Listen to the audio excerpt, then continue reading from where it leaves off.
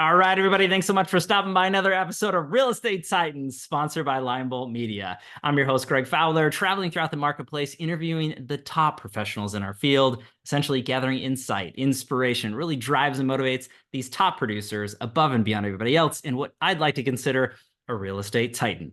Now, our very special guest and featured titan for episode 288 from beautiful Colorado Springs, Colorado, none other than Mark Davis. Mark, it's an honor and a pleasure, my friend. I cannot wait to dive in. Thanks for taking the time. Yeah, same, man. It's been too long, bro. I appreciate you getting a chance to put this together. So yeah, I'm excited. We got a lot of things to talk about, I guess, right? Oh my gosh, too true, Mark. And again, this has been years in the making. And just so the audience knows, I've been wanting this man to jump on for a long time. And I'm so excited that he's finally sharing his story, his life as a man, a professional, and that you can take away and help grow and scale your business as always here in Titans.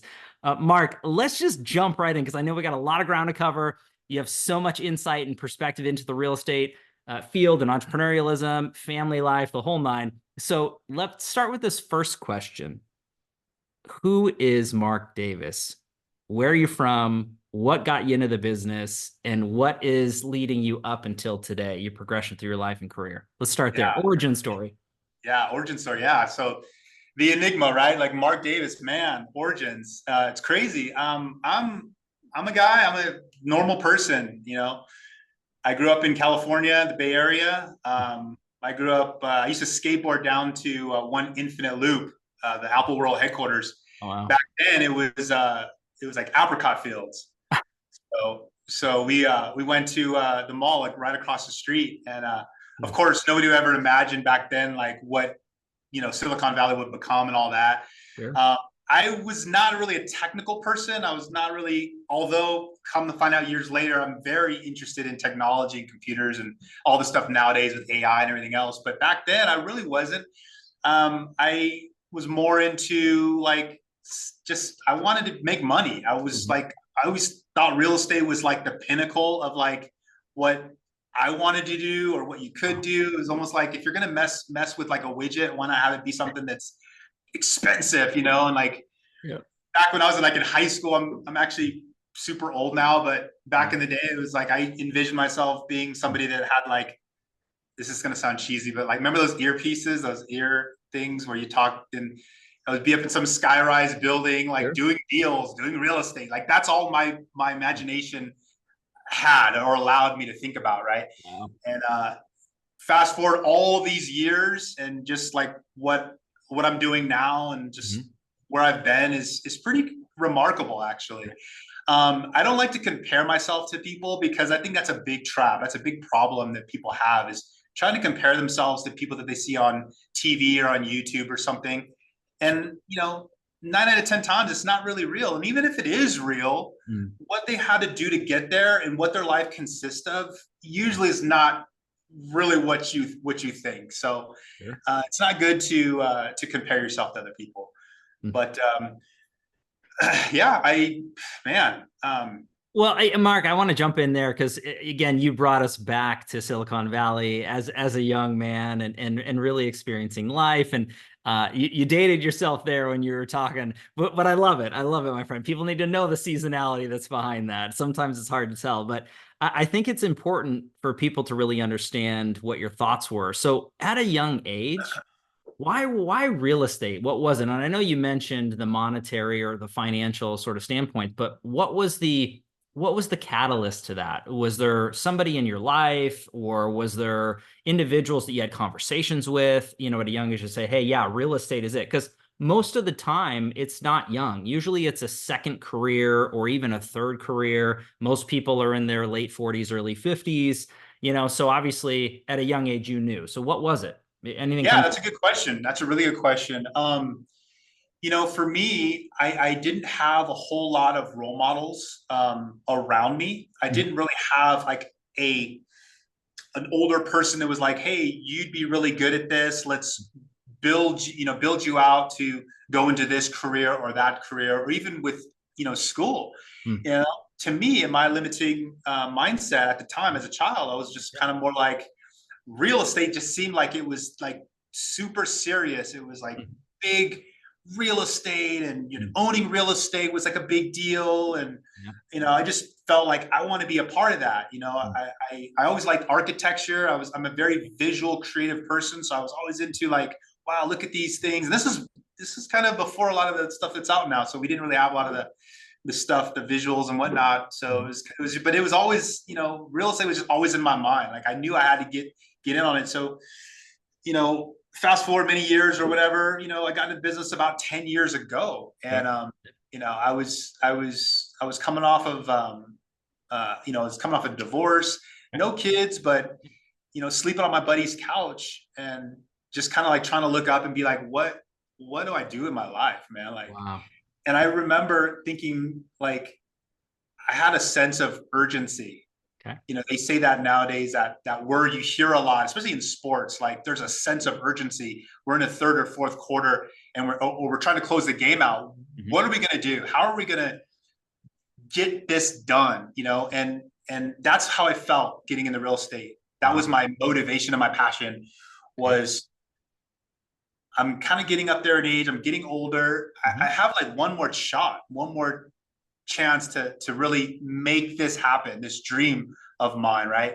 Wow. And sleep on my buddy's couch. I was watching these guys, these realtors with like, at the time, it seemed like all this money, they're driving these fancy cars, and they were just, it was like almost like not accessible to me. I just thought like, man, I'm not on their level. Wow. And they used to, I would have gotten these guys their coffee every morning. That's matter of fact, I made an offer to one of my buddies who was like a big shot realtor here. And I was like, man, I'll get you your Starbucks every morning, bro. Like, just show me how to do real estate. Like, teach me. Oh, you got to, take your real estate exam. And I got my real estate license and everything. But I didn't really have any tactile understanding of like the business, how to make money. And a lot of people go through that too, because they go to these, I see like, these agents coming to these courses, and sit here in the classroom, and they're trying to learn the business. Right. But what I found is you don't really learn real estate in a classroom. Mm-hmm. AI can't teach you real estate. You have to actually be out there and talk to people and deal with people. And so, for me, being a very stone cold introvert to the like, dude, it was hard for me. People see me now, they're like, oh man, you're on social media, you're doing your videos, you're on YouTube, whatever. No, it was super hard for me. And but I felt like my back was up against the wall. This is, the last chance, last shot I have. And I have to push myself into the uncomfortable and the unknown. Wow. And so you're gonna suck for a while. You got to get really, really comfortable with not being good, in anything you do, anything you pursue that you care about. If you've never done it before, dude, you're not going to be a maestro at it. Like, you're going to suck. And here's the crazy thing. People think that because they're like a good person, or they've put in a lot of hours at said thing that they don't try not to suck at, that like, they're going to get results. And literally you can keep banging your head against the wall, suck, get busted out, and get out of the business if you don't have the understanding that I'm going to suck. And even though I'm a good person, and that's what I went through. And you have to have a strong, I know you always ask on the show, like, what's your why and stuff. Dude, honestly, I didn't have a why at first. I'm going against the grain here. Like, they showed us like the dream boards, like, your why should be like the Bentley and the mansion. And to me, I was just like, this is cheesy. Like, really? Like, come on. Like, I don't know. That's not what motivated me. So what motivated me to keep banging my head against the wall and keep sucking to the point where I stopped not being good is a crazy motivation. And what that was anger. Wow. Anger, dude. Like, unreal. I was kind of like pissed off, to be honest with you. I know it's not necessarily what you would expect, maybe from even from your guests, but I'm sure people in their life have gone through things where they're kind of getting beat up, their back's against the wall, they feel the sense of urgency, they feel pressure, and they're kind of like, they're a little bit salty about it. Like they're a little bit frustrated over it. That's how I was. Yeah. And so I was like, I remember this, we were doing this, it was like a agent meetup thing. And it was like in this fancy part of town and in the city. And there were these agents that, were driving these fancy, BMWs and Mercedes. And they introduced me like, this is the newest agent. And, he's the new guy. And they told me, good luck, good luck, good luck. Have fun with that. It just was like, like, come on. Like, I just looked at it like, okay, all right, I got you. Like, I'm gonna work. I'm gonna run laps around you. Like, I'm gonna work and just, I'm not lazy. I'm not this like, everything's given to me. I just was like, it was like a competition. In other words, like, a lot of athletes do that. Like Jordan, that was his big thing. Is he was like, you challenge me, you call me out. Oh man, you're on my list, my hit list. Yeah. LeBron, Kobe, Jordan. That's how they psychologically use their fuel. So getting back to that, that negativity, right? Like, oh, you're being mad about. It was the way that I programmed myself to push through uncomfortable things, to push through my being so introverted and so shy, push through like meeting strangers, all the phone calls that you have to make in real estate. You don't like talking with somebody, this might not be the thing for you. and it's not just like, it's talking to people when you don't really want to. Like, like I want to go home and like have dinner and like hang out now with my kids or whatever. Yeah. You got to make phone calls. You got to talk to people and meet people. And so, but yeah, I use that as a fuel to, and what I call like transcendence. You take something negative, you take something that is something that whatever your weakness is, whatever your limitation is, whatever your circumstances are, you kind of bottle that up into an energy that pushes you forward. Wow. It can be positive thinking, kumbaya too. Like there's people out there that like, volunteer, nonprofit, that's great. Like, I'm not saying this anymore, but for me personally, the way that I was able to push into my goals, sink my teeth into my goals and my dreams and my passions and real estate and do deals and make money and grow was, initially the fuel of it was, something that was a little bit, morbid, a little bit. I was not a negative person. I was a very positive person, but I needed that edge. Does that make sense? It does, Mark. And the fact that you're going down this road is incredible. It shows your character, transparency, and the honesty that in this conversation. And people need to hear it. We were talking in the green room prior to hitting record here. There is not a one size fits all, right? And there's so many different paths to a life and a journey, especially into the real estate space, as we were mentioning. And I want to unpack a few things that you had dropped out for everybody, because I think these are key points. First of all, when you were talking about individuals on, whatever syndication or show or typical location where they were, high up there in the typical food chain of humanity, right? As people put individuals on pedestals because of financial situations or the clothes that we wear, the cars we drive, the houses we have. And your limiting beliefs at that time just is saying like, that's out of reach, right? Like, that's not me. I can't do that. And so many individuals that are tuning into this, they've all been there at some form or fashion. There's the self-doubt, the imposter syndrome, that's flying all over the place. I think that that's important to note. That's a commonality and a trait. People can feel this way. The anger that you had towards looking at individuals, and especially I don't even know if you still know those individuals that you met at that fancy place with the BMW and the Mercedes, even if they're still in the business or not. But the point is like those people, those are not pros. Those are not people who are really doing it at the highest of levels. I don't even know who you're mentioning, but I guarantee they're not the highest levels, period. End of story. Because the individuals that I know that truly are, they're giving, they're serving, they're motivating, they're humble. And I think that there's a level there that people need to understand, the misunderstandings of jockeying positions. You said this earlier. I think it's important, right? The way that people perceive is not necessarily the reality of the situation. You don't know what's going on behind closed doors. You don't know what it took somebody to get to where they're at. And again, that's why I think it's so important for everybody to know Mark Davis's journey and why you look at it from this perspective. You mentioned Jordan. You could look Yeah. at Novak Djokovic, in the Yeah. tennis world, using the Mhm. same kind of fuel, greatest of all time, in those instances. They use the anger for fuel. Mhm. Now, a lot of Yeah. people, what'll happen is they'll get angry and upset and they'll defeat themselves. But if Mhm. you're able to harness that, which Correct. you You're able to do, harness it. Mhm. you can actually propel it to a positive. So I don't look at that as a negative, Mark. I'm telling you this, that there are people that are watching this or listening that say, I'm that guy too. I get angry. Now, what are you doing with that anger? Are you letting it turn you into a negative place and not actually fulfilling your journey? Or are you growing because of it? And you're a perfect example of growth because of it.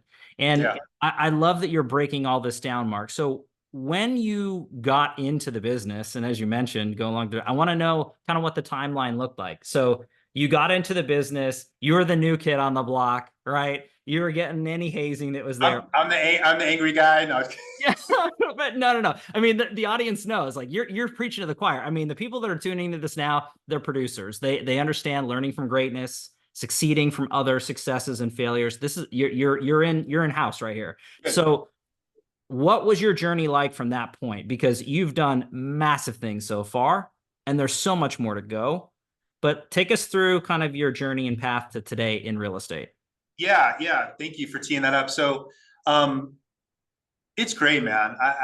I'm just being able to do this is like, it's great. It's amazing. I mean, I'm kind of like getting a chance because when you're doing something and you're busy, you Mhm. don't really reflect back to like, 5 years, 10 years, or however long, and you just to kind of think about things from like a granular standpoint. You're just like doing the work. Yeah. And in a lot of ways, you're self-evaluating. Unless you're like a professional at self-evaluation, Yeah. most people don't do it. They're Uh-uh. too busy scrolling and comparing themselves to the guy that's got a six-pack. Yeah. And so for me, man, it was the getting into something that was uncomfortable. Mhm. I remember, and I kind of had this kind of built out in my head, but Yeah. I was in an office, kind of I was a new agent Mhm. in a sort of a mom and pop office, and Yep.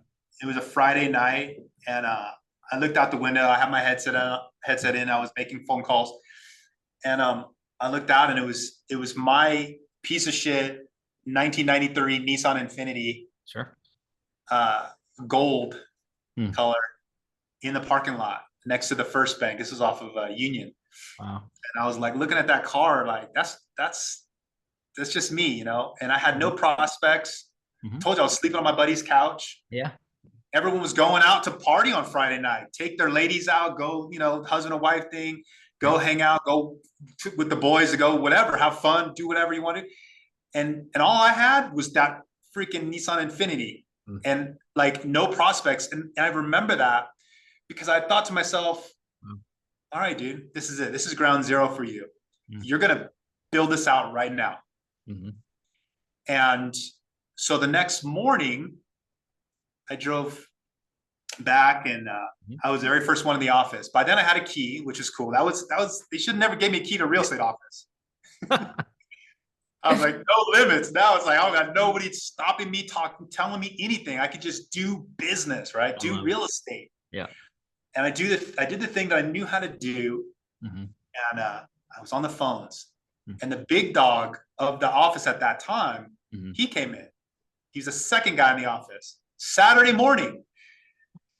And he walks by. I'm like in like the break room, Mhm. Greg. Like this is where they're warming up their breakfast burritos and Yeah. the lean cuisines. That's my office. I'm in there like making phone calls, and he walks Mhm. past, and he kind of does like okay, that's somebody here in the office before me on a Saturday. Uh-huh.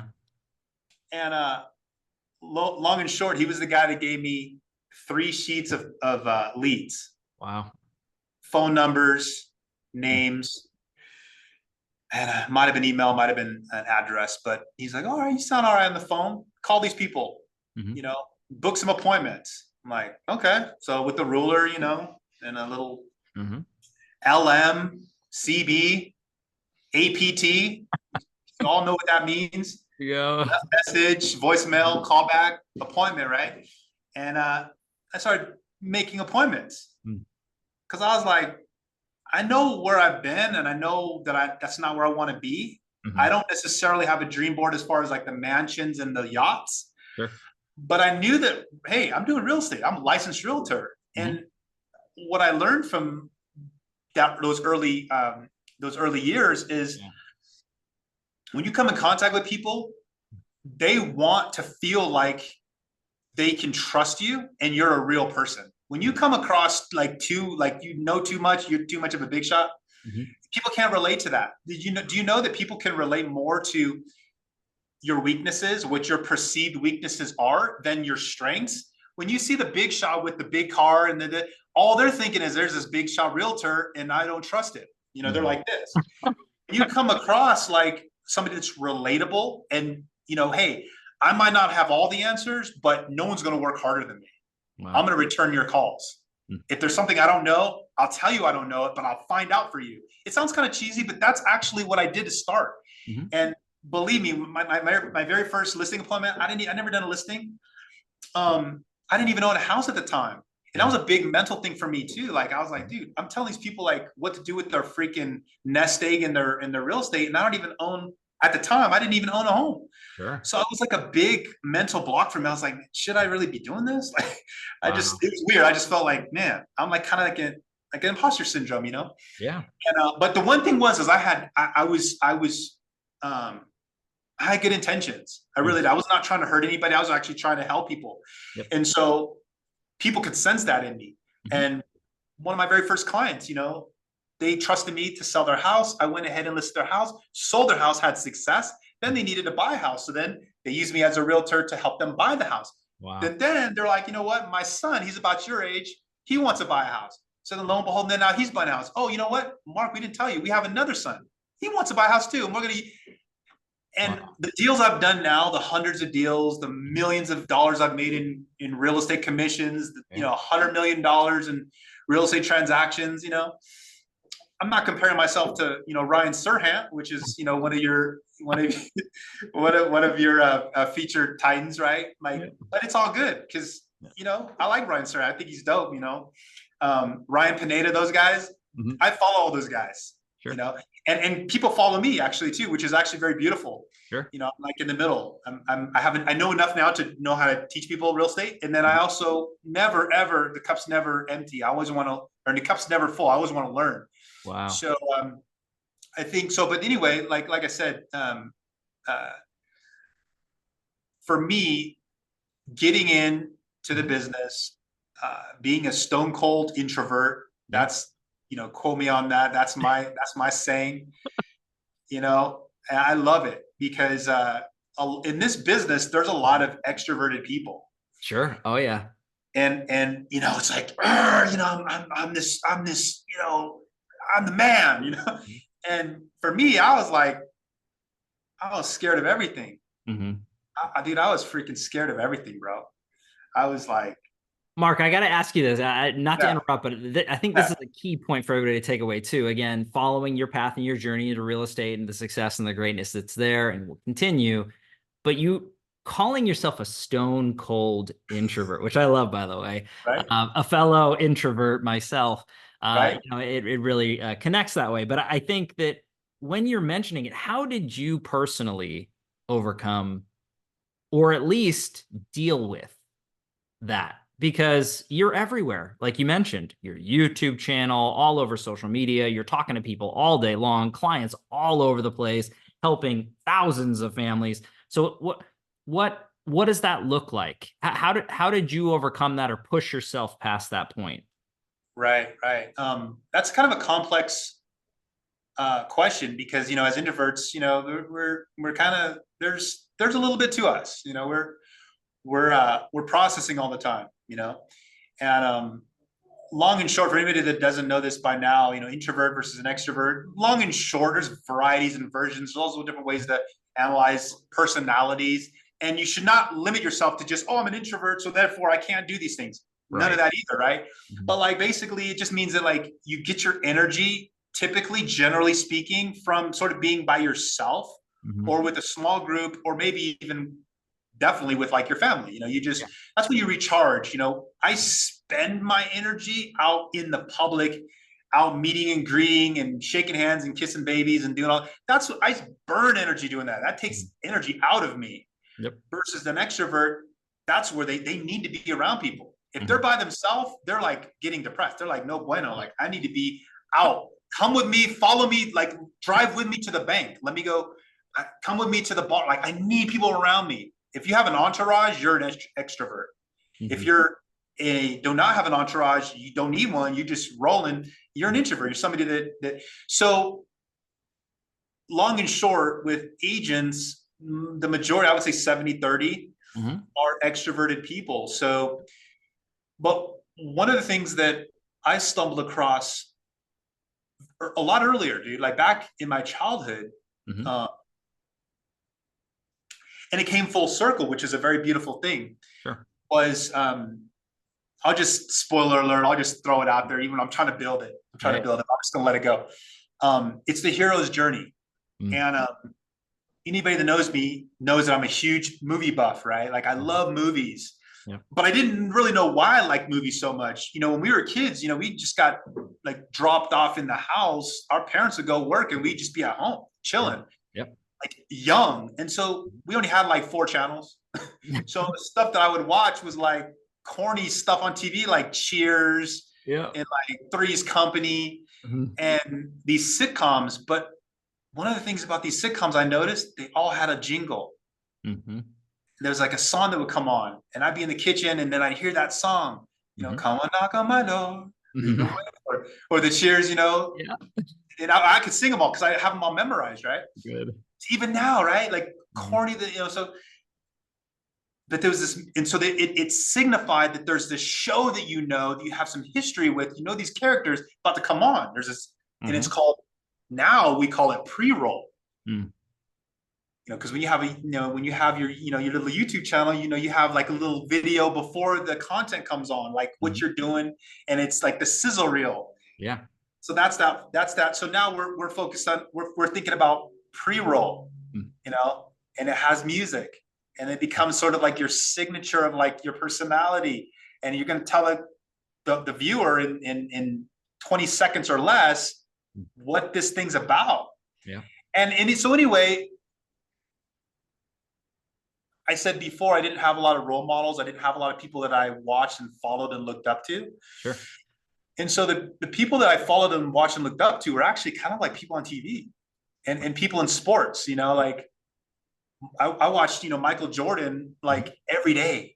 Yeah. Like I would put on, Michael Jordan, Come Fly With Me every single day for years. Like I would watch it before I would go to basketball practice. I would watch it before I would go to the park and play, or Michael Jordan's Come Fly With Me, or then Michael Jordan's Playground, the other, and I would just study it. I would watch like the pre-roll and the music and how they would time like what he was doing on the court with the music and the music that they picked. Right. And the intro and same thing with like movies and stuff, I'd watch like Tom Cruise on TV and thought that he was like dope. Like this guy's like, he's a race car driver. He's a fighter pilot. He's a ninja. No, he's a samurai. Yeah. And he's the ultimate character actor, right? Johnny Depp. Mm-hmm. And so that was my early introduction to these things, right? Like following people that I guess basically, what do you call it? There's a mentor, but then what's the teacher, right? Like the teachers were people that I didn't know. Mm-hmm. And I learned that it's cool to like, and hopefully people find that with me, like they watch me, like, I don't know him personally, but I remember that I've been there, they can relate. Like, so you can relate to another human being without actually knowing them. And as a matter of fact, that is probably one of the cheat codes to getting what you want is just start following people that you think are dope. They're doing things, and like you can like get to know them without actually knowing them. And then when you finally do meet them, it's crazy. Yeah. So long and short, those were my only real, were movies. And I would watch like Wall Street. Oh yeah. I have like Wall Street memorized. I would watch like Boiler Room with like Vin Diesel and Giovanni Ribisi and Ben Affleck when he slides the keys across the desk. He's like, I got the 911 Porsche. What's up? And just the stuff that they would do, and that was that's all I really like in terms of like a successful person. That was like that's all people around me. That's what it was for me. Yeah. And so you fast forward all these years, and to answer your question, being like an introverted person, you're like, okay, now I'm somebody that people pay attention to or follow or feel like, okay, this guy's doing sort of what I want to do. And so I guess what I'm trying to get at is just that, the things I learned as a child and as a young person still come full circle. They still relate today. And a lot of it has to do with, like I said, the hero's journey, like somebody that, people relate more to people that are real, that have gone through things, that have some substance with their character. And a lot of the time, in my experience and my wisdom, being on the, this earth all these years, watching people, is like I said, with your strengths, those are great, but they're built out of defeats. Well said. They're Jordan didn't become Kobe or LeBron even without sucking first. Jordan got cut from his high school team, right? And in that pain and that anger, right, fueled him to come back and get better. So people relate to people that are real. And so I just thought of my point, what I was getting at with talking about the sitcoms and talking about watching people on TV and stuff, is years later. So that resonated with me. I've talked about that enough now, right? Like you guys are like everyone's tracking that, right? Maybe 100%. You're listening. Yep. So years and years later, I pick up Donald Miller's book called the Story Brand. Oh yeah. And, he's talking about hero's journey, and I didn't even know what the hero's journey was. I was like, what does that mean? And when I understood it, it blew my freaking mind. Wow. I'm just going to kind of paraphrase it and basically sum it up by saying it's a formula. It's a formula in storytelling. And I thought that was so beautiful, because most all movies run on the hero's journey. Yeah. So I'm going back through my years and going back to, younger Mark and then my childhood. And all the movies I followed all had the hero's journey. Let me name a few so that you can start referencing this. Do it. Star Wars. One of the movies I geek out over still to this day. I'm just a super nerd, but like Karate Kid. I was I'm big into like martial arts, big into like, I love that movie. And I didn't even know why I liked it so much. Now I do as an adult. There's a formula to the hero's journey. Yeah. And, anybody that doesn't know it, look it up, just type in hero's journey. The hero is the guy that's like the what's a word for it? The scrub, the guy, the hero is actually the guy that he's not the hero. He's not the big shot yet. He's just the guy. He's like the little guy. Yeah. Right. He's just the scrub. And you can look at that at any of the origin hero stories that you mentioned. I mean, those are all wonderful because it's prior to the come up, right? So it's really giving the root and then taking them through the ultimate journey of their success and their power. And what's interesting about that, I'm a huge movie fan, Mark. So you and I could nerd out all day long. I've seen so many, it's not even funny. And the ones that you mentioned, I've seen multitudes of times. And even when you were throwing Tom Cruise movies, I knew exactly which ones you were talking about without even saying the titles. So it's interesting though, to see it, because everybody reflecting on that is we all need to understand that we're not there yet. And it doesn't matter where you are now, there's still so much to go and to grow and to change and evolve. And I think that if you look at it from that standpoint, so many people want to talk about the peak, the pinnacle, the apex of what someone can accomplish. And that's really what's idolized in a lot of eyes and ears and minds. But unfortunately, these types of conversations don't happen enough, Mark, to people to understand that the work works and it takes time and it's painful. And if it wasn't, everyone would do it. And what's interesting about the reflection on the sitcoms at a young age and then films, each of those individuals in connectivity was playing a role.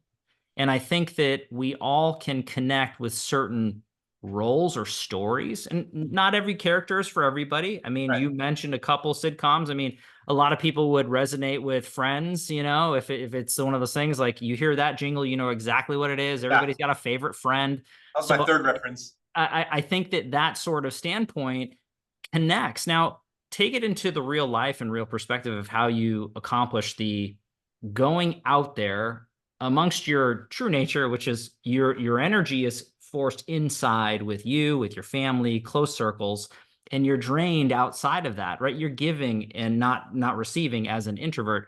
And I completely understand where that comes from. To me, in perspective, I think that you already answered the question earlier on because, and this is something that I do want to address, which I thought was a beautiful point you made. You were at a point where you were saying, hey, like enough. You got angry. Enough. Like, I'm done. Like, I don't understand why this is. I'm going to just do it. Like, now's the time. Right. And I think that that's an important lesson is look, if you're an introvert, an extrovert, you're putting these barriers or boxes in on yourself. Doesn't matter who you are, where you're from, what you're trying to accomplish, whether it's real estate related or not, personal or professional. What you believe is your limitations. So if you feel like, hey, I'm an introvert, so I need to stay alone and just be with my family and I can't go out and do those things, guess what? Yeah. That's what's going to happen. And Yeah. vice versa if the success kind of lays into it. So it's not necessarily like forced projection or seeing down the road into that, but you have to open it up and just say, look, people have been there, done that, bought the t-shirt. Look what you've done in the time period that you've been in this world and in this business, right? Right. Mark Davis did it. Why can't you do it? Ryan Yeah. Serhant did it. Why can't you do it? I mean, look, Right. there's nothing that's there that stands out as to saying, well, I don't have that, or I don't have that, or I have that. These are all excuses. Yeah. In Let me the add, end of the let me add day. to that a little bit while it's on the tip of my brain. Yeah.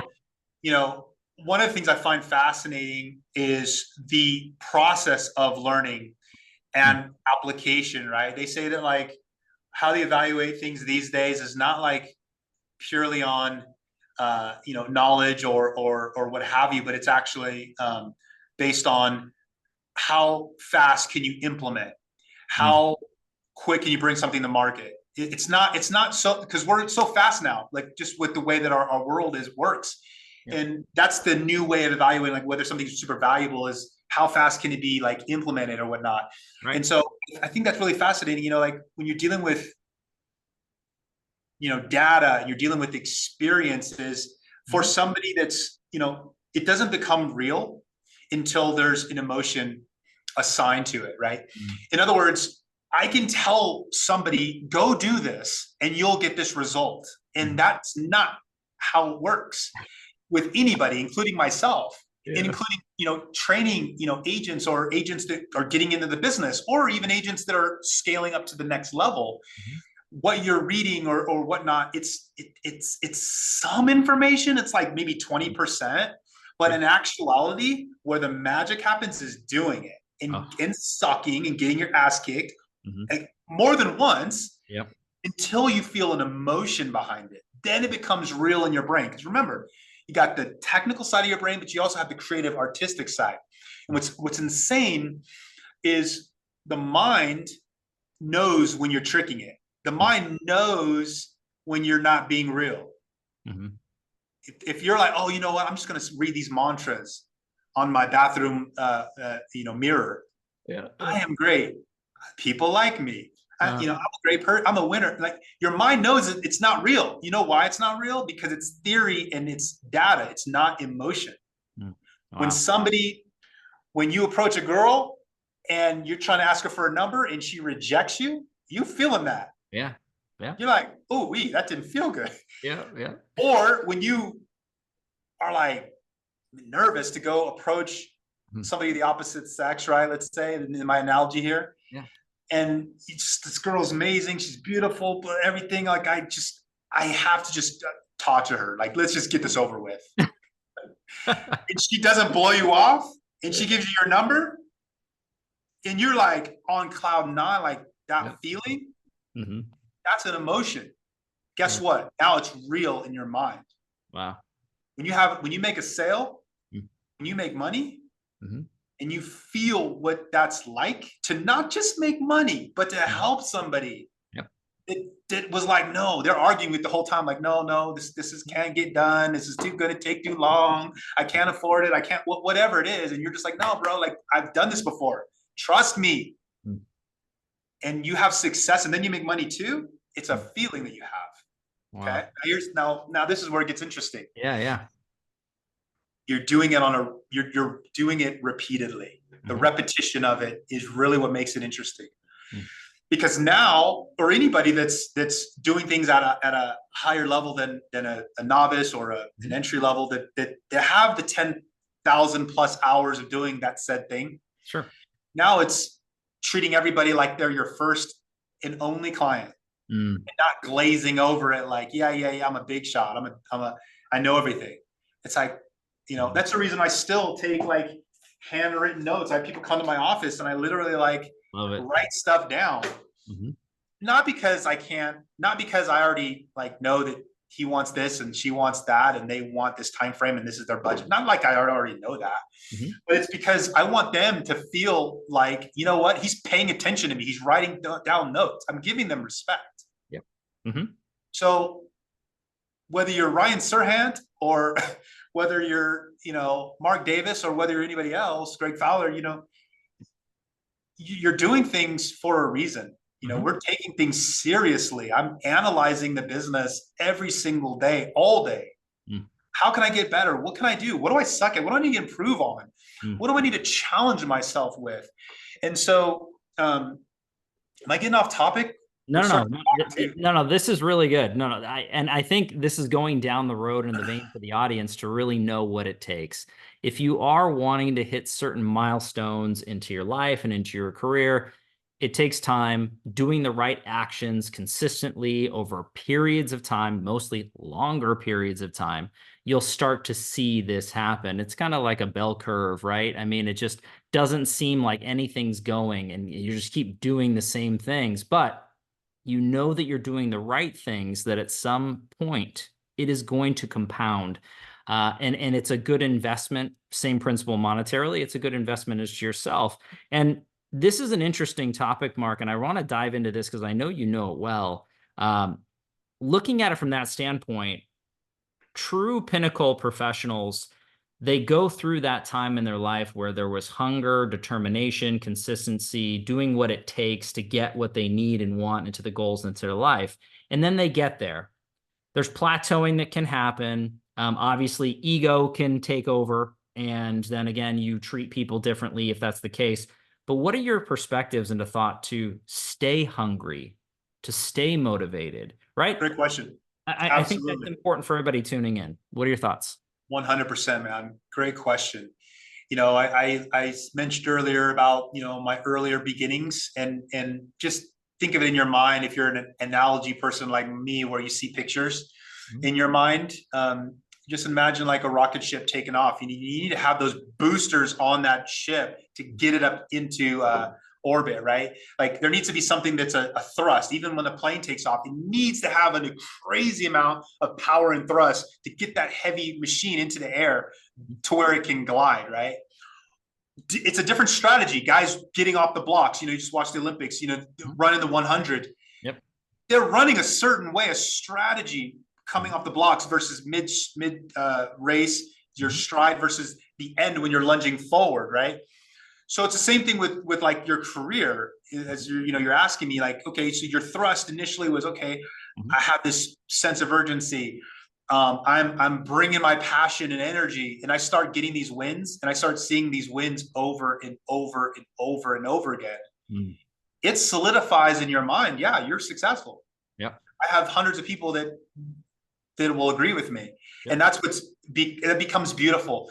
Yep. And you reach your monetary goals, right? Like, so, you know, now you get the cars. Like, so you weren't envisioning that initially, but then the fruits of your labor manifest. Right. And then it's like, it's an insane thing, because it's like, dang, you know, I want to build a house. I want to make it to where what I want. Mm-hmm. I want to own multiple properties. Mm-hmm. I want to have the car that I ordered and that I had to wait 9 months for them to build it and ship it from Germany. It becomes more of something that's like insanely satisfying. Mm-hmm. But with that being said, if that's the limitation, it's going to fizzle out. And there needs to be something else there, some other mechanism, personality trait, bragging right, trophy, whatever it is, you have to find it. And I can't speak for other people, but what I can say is for myself is, man, I wish I had the exact reference. There's a guy I've been watching, Myron Golden, who's he's dope. You guys can look him up, but he's super sharp. Some of the stuff that I've been listening a lot of Doak, Diary of a CEO, Stephen Bartlett. I think he's pretty dope. And then people that come on his show, his podcast, I think are sharp. And then this Myron Golden, who's I think brilliant sales coach, just a life coach. Yeah. But one of the things he's talking about is entry level skill set, which is you're trading time for dollars. Then next level up is managerial, where you're instructing others to do work so it becomes more scalable. The next up from that goes in the realm of creativity. And that is really the realm that I'm been operating on for quite a few years already. Wow. But I'm just a baby novice at it, dude. Like, and it's super dope. It goes back to what we've been talking about with the sitcoms and the people on TV and just the different not social media, the different creative thing. Music is a perfect example. I won't get too nebulous onto that right now, but I'm gonna answer your question. Yeah. And then the last final level is almost to the realm of like philanthropy. It's like leveraging your money and your art to help humanity. So kind of like a Bono, that dude, like that level where he's already done the creative things. Now he's leveraging his influence, his personality, his experience, but also that dude's creative, his creativity with his money. And then that's the pinnacle of that's as a human being. Wow. Children factor into that in terms of watching a human being that you created from scratch. Yeah. Like that's a trip. Anybody that doesn't have a kid yet, when you have one, it's a game changer. For sure. To answer your question though, as far as the motivation, you find new things to be motivated about. A Rolex watch doesn't quite, you could buy another one, like a different color. Yeah. A Richard Mille or whatever the hell, like, okay, fine. Like, that's great. So, but if you're comparing just that, like, oh, he has one and I don't, and I'm not a good enough human being, that's where you got to get off that. Yeah, that's wrong. You got to get on to more of, for me, let me go back to me and because I can't speak for other people because there's different people in the world, right? Nice. For me, it was the creative piece, which really brought me into my own, because I recognized, without any formal training, without even really being a creative person in school, I was more of a juvenile delinquent in school. Wow. Man, you're super creative, bro. Like, you love creating things. You're a visual person. You're a storyteller. And these are all like in vogue, in style things now. Oh, being a storyteller and being a creator and making things, like, that's all cool now. Back in the day, even guys, women are much more creative than men. Okay. And the reason is because naturally they know how to create. Naturally. They make human beings. They're the ultimate creators. Wow. And so guys, we have a problem with being able to know how to create anything. We're like, what the hell? I got a wood shop in the back. When we make some furniture, like, what create? Like, they don't even t-shirts. Like, what is it? Like, all those things. Yes. Woodworking, making t-shirts. If that's your passion, be all about that, right? Wow. But like for me, I was like, I'm not really like, I'm not a sculptor, I'm not a drawer. When I started making content, Mhm. oh man, I knew I was on the right track because number one, it satisfied something in my soul. Mhm. And number two, I was scared shitless of it. Mm. So I was like, okay, when it's scary, that's where you need to be.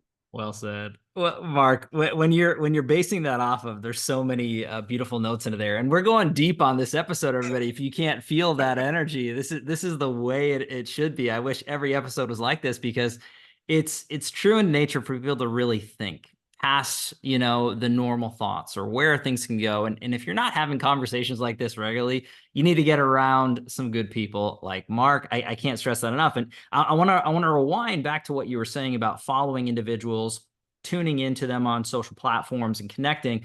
And it's a trip once you finally get together with them. I think ultimately everybody's heard, you're guilty by association, the five people, good or bad, that's who you become. The same principle applies with the content that we consume and really what we're feeding our bodies and our minds. And I think that ends up developing it. So big deal. I've never personally met Mark Cuban, and there's a certain group of people who might dislike him, and there's a certain group of people that might absolutely love him. At the end of the day, I think that it's important that when I follow somebody like a Mark Cuban, I look at it and say, wow, look at what he's been able to accomplish in a life. And I don't care if you agree with certain habits that he's done personally or whatever's going on. At the end of the day, it's a path to say somebody starting with nothing, making it to a certain level into life of influence and financial standings and the capabilities to really form the decisions, which is time. That's something to bear note on, at least in my opinion. Again, whether you like the individual or not, but the idea is if you follow those people, you can't help but taking bits and pieces and nuggets of information, hopefully putting them to practice, as Mark had mentioned, because ultimately we could learn and we could go to conferences, have conversations, listen to podcasts, read books. If you're not actually taking action and applying this knowledge, I feel that you wasted a lot of your time. And there's a lot of gatherers and ultimately not a lot of execution. And the people that are willing to put the effort and execute on a high level, they might not know everything. And most of the time they don't. They're the ones that are really making changes into life. And you can learn and grow along the way. And I think, Mark, the way that you had stated all that was so beautiful. And from your unique perspective into your life and your journey that's going on. But the fact of the matter is that you talked about something that scared you, but also creatively lit you on fire. That's amazing. And more of us, myself included, needs to really take that to heart. So many of us want to do the easy thing, right? The not so painful activity. What is really moving the needle into our life and into our world? And I'm not just talking about monetarily, right? You look at it from a physical standpoint or a relational standpoint. What relation do you have with your wife, your kids, your friends, your clients? What does that Right, look like? What relationship do you have with yourself? right. And ultimately, I think that that's going to give a lot of note and bearance to everybody who's tuning into this, Mark. So with that creativity, and I want to give you a massive shout out, your YouTube channel, off the charts. I've got it pulled up here. And again, you're doing a lot of things. I can't encourage the audience enough to follow, subscribe, everything. We'll have everything in the show notes so everybody can tune in. Yeah, But it's you it's are, almost like you can't watch yourself too long because you're just like, oh, it's not for you, Mark. It's for them. It's for everybody else. Same principle. It's for the people that we can make impacts on and really improve and to grow. You know, Imposter syndrome, anything along those lines. But I think it's most important to go past the monetary plateaus. Because look, you have goals, you're going to hit them if you execute. Then what? You're going to have new goals, you're going to execute, you're going to hit them. You might fall back, you're going to go forward. I think ultimately we always have to move the carrot. I don't care, and it sounds like you don't either, what that carrot is for the person, as long as they're doing the right thing for the people that they're in their life and they serve. And ultimately, they're creating the best version of themselves.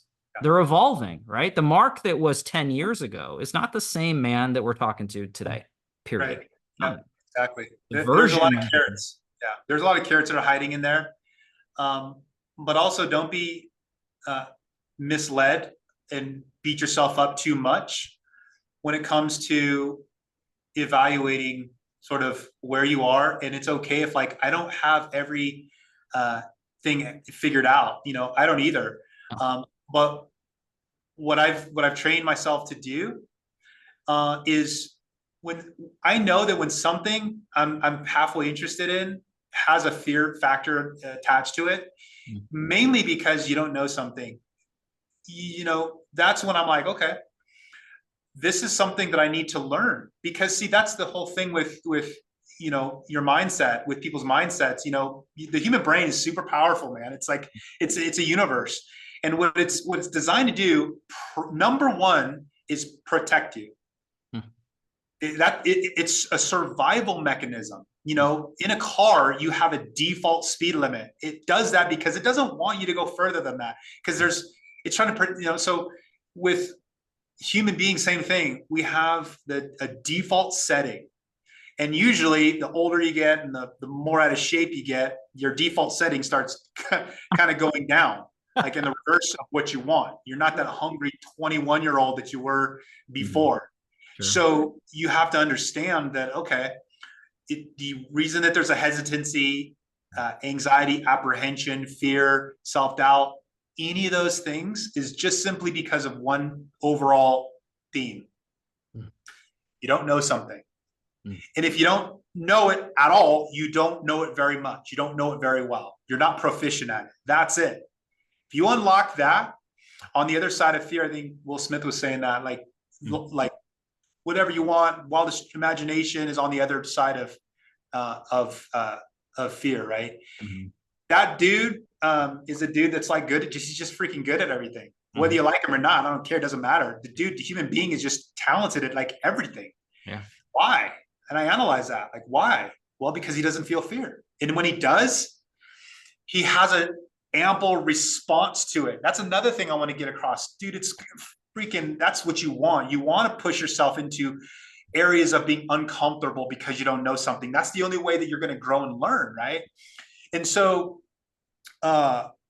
with somebody like that, or even something you can take away from this, is being courageous is what we're talking about. That is actually what you do in the midst of feeling fear. That's what's dope, man. It's like everyone can appreciate and can relate and can want to be somebody that's like courageous. He has courage. That's a great trait, right? So the people that are going into uncomfortable situations or unknowns or whatnot, they feel the fear. They feel unknown. But what do they choose to do despite that? Is it turn your back to what you know you can do or what you want to do? Because it's like, oh, maybe next year. Wow. Maybe, and then take it from me. The years go by very fast. And then you have regret. So, like I said, for me, it's watching people and analyzing people in a, how should I say it, in a, like an open way, just being like, whether you like their this or that, just look at like their body of work or whatever and be like, okay, there's something there. Like they've done things, and you start finding your heroes amidst industry people, people that are on social media, people that are doing things, and then you just realize like, okay, they're just doing the work. They're doing it. They're sucking at it for a while. Then they get better. They come back, and but I will not stray too far from the concept of what I think we said this earlier in the green room, like you called it. I used the word transcendence, and to me, I think that's a really dope word.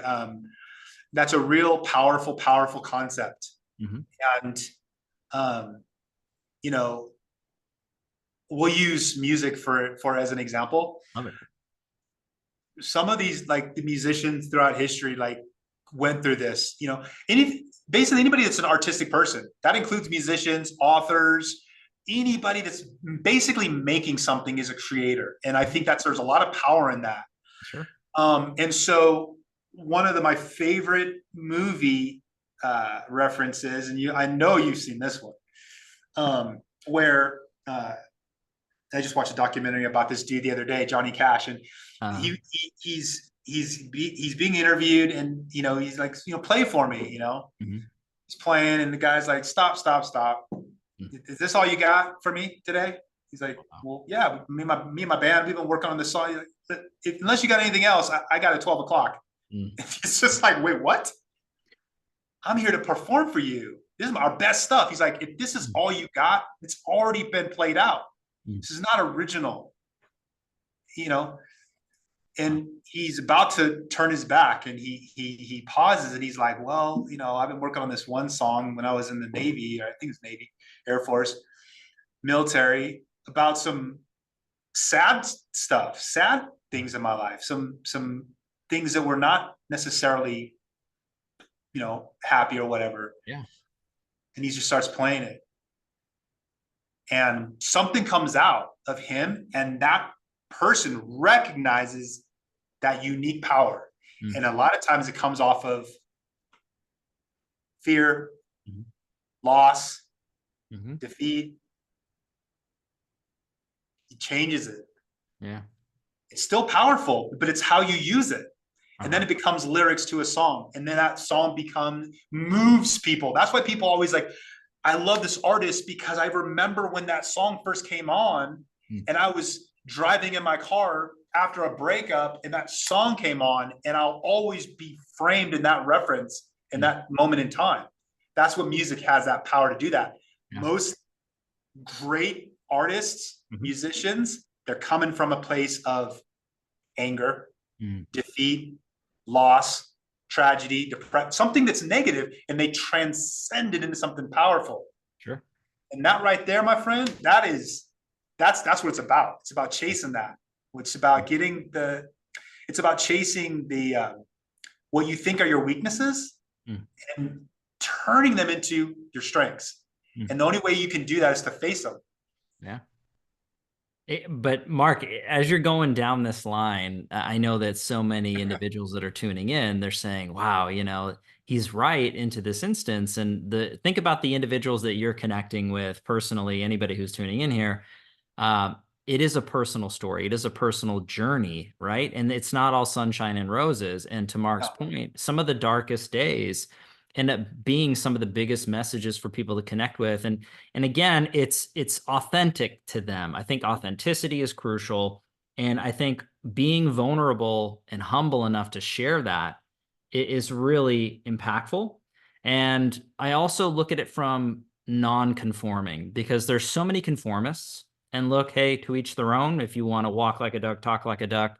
But if you're really looking to make an impact on this planet, in this world, and especially the people around you, it's the ones that aren't afraid to be themselves. It's the ones that don't let the fear stop them from being themselves, I should say, even though there is fear that's involved with it. And I think that means so much, not just as a person, an entrepreneur, but as a real estate professional, Mark. And again, I know that we're only scratching the surface with what you do and how you do it and what is in the future to come. But I want to leave it open to the audience to reach out. If someone out there loved what they heard and they feel a certain type of way about Mark's messaging and his delivery, and this is the real deal. This is not scripted, people. This is straight from his heart and from his head. So I can vouch for that 100%. Every single conversation with this man is deep. It is not surface level stuff. You're not going to get that with Mark. You're going to get the genuine article. The authenticity is through the roof. But I would encourage you, if this does stand out, reach out to this man. Follow him, subscribe, connect in a meaningful way. Be patient. Mark is a busy guy, so he'll try to respond as fast as he can to any DMs and any connectivity, phone calls. But Mark, before we end this, because we covered so much ground and we gave so many different thoughts to go through, is there anything you want to wrap this up with? Anything you want to leave the audience with before we close? Yeah. So I know that a lot of the guests you've had on the past, you asked them that question, and what are you reading, and and I've alluded to some of those things, but one of the things that hit me recently was, I'll build it out a little bit. Not too, I won't take up too much For time sure. building it out, but was Michael Jordan's Hall of Fame speech. Okay. And I've watched Michael Jordan my whole life. I'm a big sports guy, basketball, whatever it is. But he was the guy, man. He was the dude, right? And during his acceptance speech, he said his Hall of Fame speech, he said something that was really powerful. You had to wait the entire speech for him to say it, but it was extremely profound. And what he said was, limits, like fears, are often just an illusion. Mm. And I think that's pretty much sums it up. If you really read into those words, limits, like fears, are often just an illusion. Mm. Human beings' potential is untapped, unmeasured. Take it from a buddy, guy sleeping on his buddy's couch. Mm-hmm. Yeah. with to something else, Mm-hmm. growing within your own, and then just expounding out and helping people and influencing people is huge. That's really, we're taking the word influencer lightly. Mm-hmm. It's Agreed. not to move product, it's to move human beings. Mm. When you're talking about influencing, because we're all the same. And one other thing too, I'll leave with this as well. And I hope that somebody that's listening, multiple people that are listening, get this.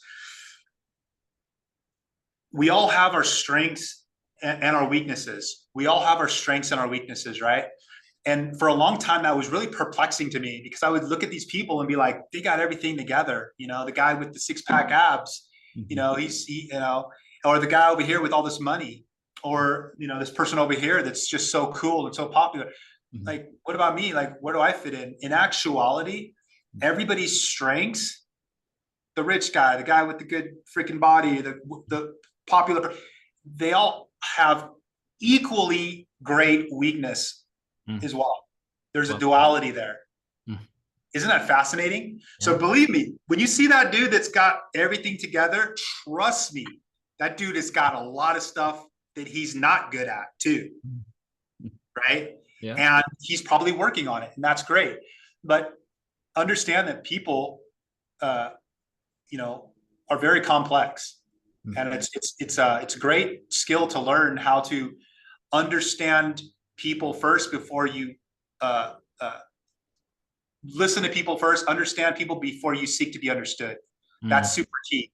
Wow. So yeah, that's what I got for you. Hopefully you got something from that.